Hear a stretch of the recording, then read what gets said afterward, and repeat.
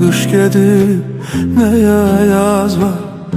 Oyatma beni övşəni, kol dibində ayaz var. Kederli akmayaydı, gözyaşım akmayaydı.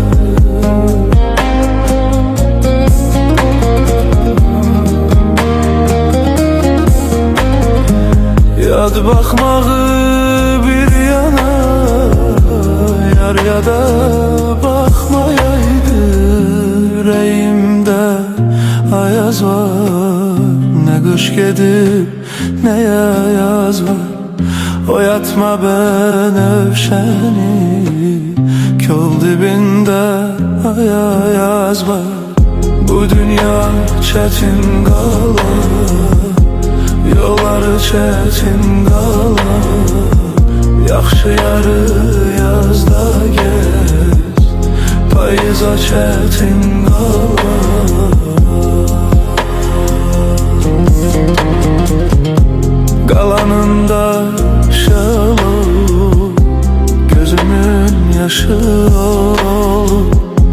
Dünyada gün görmedim, sevenden aşık oldum. Bu dünya çetin qalar, yolları çetin qalar.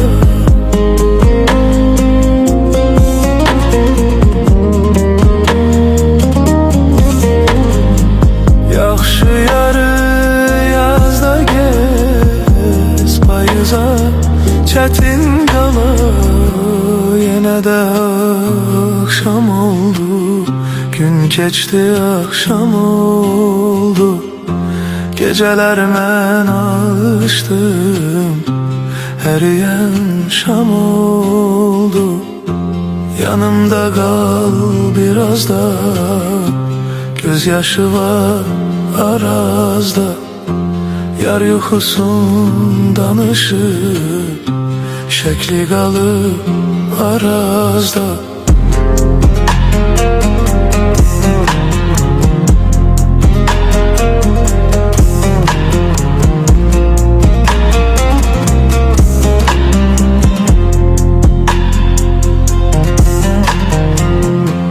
Yenə də akşam oldu, gün geçti akşam oldu.